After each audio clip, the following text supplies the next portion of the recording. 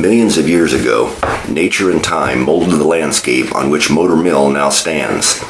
This area of North America was part of a vast, shallow inland sea once located near the equator. Corals and other marine life left behind calcified skeletons, fossil relics of which can be seen in the bedrock around Motor. Starting 300 to 400 million years ago, these skeletons and lime-rich muds became sediments whose weight compressed them into limestone. Over the eons, layers of limestone, hundreds of feet thick, built up on the ocean floor. Eventually, several ice sheets formed over that limestone, but the last glaciers to cover this part of what is now Iowa melted more than 500,000 years ago. Since then, rivers and streams have drained the land, carrying away glacial drift and carving deep scenic valleys into the limestone. The lack of glacial deposits gave rise to the term driftless area. Cracks in the limestone allowed water to percolate through, forming the springs and sinkholes of karst. The steep bluffs and narrow gorges made ideal sites for dams to provide water power for mills. Motor Mill was the vision of three men: John Thompson, an entrepreneur from Dubuque; James Crosby, a respected lawyer from Garnavillo; and J.P. Dickinson, a mill operator and handyman from Claremont. Mill operations were not new to northeast Iowa. When Motor Mill was built, multiple mills of various sizes were seen on many rivers and tributaries. The vision of John Thompson was to build his third mill, the biggest and finest in the upper Mississippi Valley. Motor Mill's construction began in August 1867, only 2 years after the end of the Civil War. Although northeast Iowa lost many soldiers in the war, the forests, waterways, and farmland were spared. With those natural resources and advances in agricultural production, milling promised speculators a bright future. Thompson, Crosby, and Dickinson formed John Thompson and Company in October 1867 and optimistically built the mill, cooperage, inn, stable, and smokehouse and platted the town of Motor. But why the name Motor Mill? The name Motor was given by John Thompson in November 1867. At the time, motor power was a new term borrowed from the German word Motor, the meaning being a driving force. The men wanted people to think of their enterprise as a center of industrial activity. The mill itself took 2 years and 4 months to build. Mill construction began August 4, 1867, and was finished on December 19, 1869. All materials were local. Extensive forests provided wood for the massive support beams, and imagine the trees from which the 14-inch beams were taken. Limestone was quarried from the hill overlooking the site. Stonemasons dressed the stones atop the hill, then lowered them on a true-track rail car system which James Crosby had devised. The weight of stone in one car descending to the work site would pull the other car back to the quarry. The Turkey River provided ample power to drive the turbines under the mill. These turbines were far more compact and efficient than the traditional water wheel and did not freeze. A dam 100 feet upriver from the mill extended across the river 190 feet. A flume, or channel, directed the water to the mill. Generating a minimum of 250 horsepower combined, 2 turbines generated the power to turn 4 grinding stones, and a third turbine provided power to equipment throughout the mill. To improve transportation and access to Motor, a bridge was needed. Built during the mill's construction in 1868 and costing $5,000, a high-sided wooden bridge was built across the Turkey River. Altogether, construction of the mill, with its 4 main outbuildings, the bridge, and the mill's machinery cost about $100,000, a considerable sum in those pioneer times. In 1898, a 2-span iron bridge was built as a replacement for the wooden bridge. After major flood damage to this bridge in 1991 and 2008, a replica was completed in 2012. The mill is 50 feet wide by 60 feet long, 90 feet tall with 6 floors and a basement. The foundation stones are 5 feet thick. Each floor is stepped back 6 inches so the supporting beams for the next floor can rest on the inset stone. Because of this tapering effect, the stones at the top of the mill are only 2 feet thick. Oak beams on the bottom floor are 14 inches square and held in place by gravity. No nails or pins were used in building the mill frame except in the attic.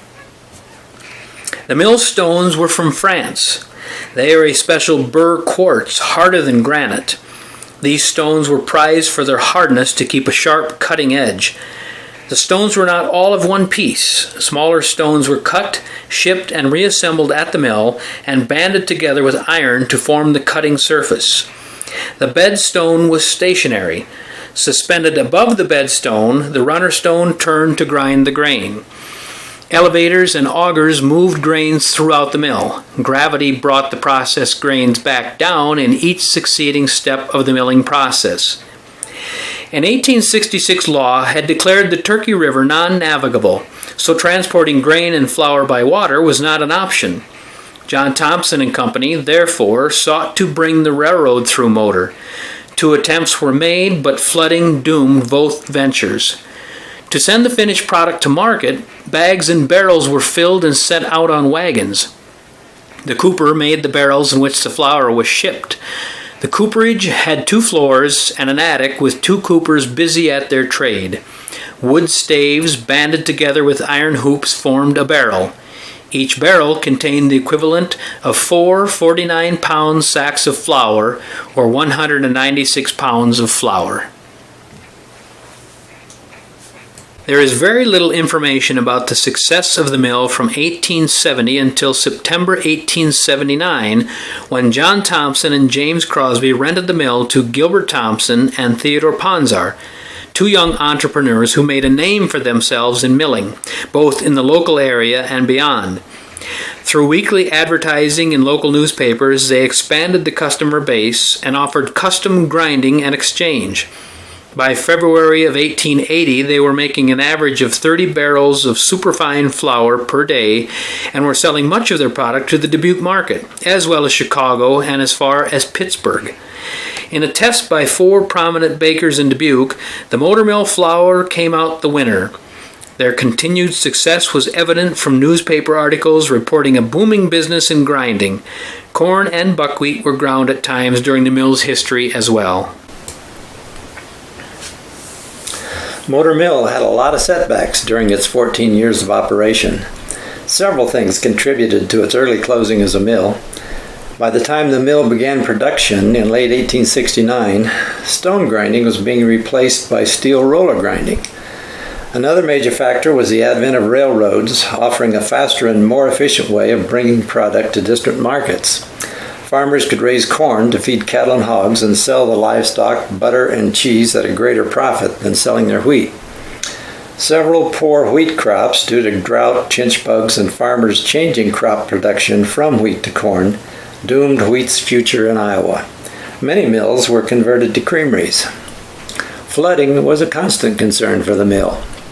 The first months of operation in 1870 saw major damage from spring flooding when the flume wall was washed out and had to be rebuilt. In 1871, flood damage to the bridge piers required their reconstruction. In 1880, an ice upheaval once again damaged the flume wall. Finally, in July 1883, a major flood caused enough damage to the dam, flume, and wooden bridge that the operation at a Motor Mill as a grist mill ceased forever. John Thompson and James Crosby were no longer interested in funding what they saw as an outdated business.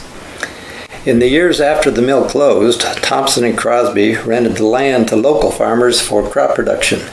The mill was used primarily for hay storage. The main floor even housed livestock. In 1903, Lewis Klink purchased the mill property. In September 1903, a junk dealer from Dubuque gutted the mill of its machinery and turbines, ensuring its end as a grist mill. It's interesting to note that James Crosby raised the possibility of the mill being reconstructed for hydroelectric power. In a conversation with a group of young people around 1900, he said, "It requires no prophetic vision to guess that this mill will, like others, experience revival of life and someday house electric power that will supply a half-dozen counties with light and power. Well, the power is there and the building is there." But that vision was never realized. Instead, Motor Mill became a favorite picnic and fishing destination at the start of the 20th century. Throughout the subsequent years, the mill and buildings became part of an agricultural community. In 1977, the Klink family realized the historical value of Motor Mill and successfully applied to have it listed on the National Register of Historic Places.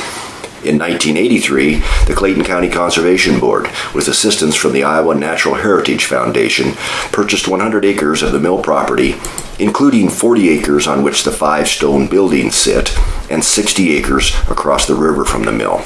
In 1992, another 55 acres of land was purchased from Mildred Beck. The additional land completed the site by acquiring the area where the town of Motor was platted. Today, Motor Mill Historic Site is a perfect place to step back in time and get away from the modern world. A favorite way to visit Motor Mill is to paddle or tube the Turkey River from Elkader to Motor Mill. Past the mill is the campground and canoe access where the town was once located. Another popular way to enjoy the site is to explore it on a hike. The Robert Mcgraw Memorial Samana was established in 2005 and offers a peaceful hike above the mill through the forest and the oak savanna restoration. One of Clayton County Conservation's most popular sites, visitors love Motor Mill for its scenic beauty, tranquility, and historic past. We hope you have enjoyed this brief overview of the historic Motor Mill. Come enjoy a tour with one of our guides. Bring lots of questions as they tell you more about the amazing history of Motor Mill.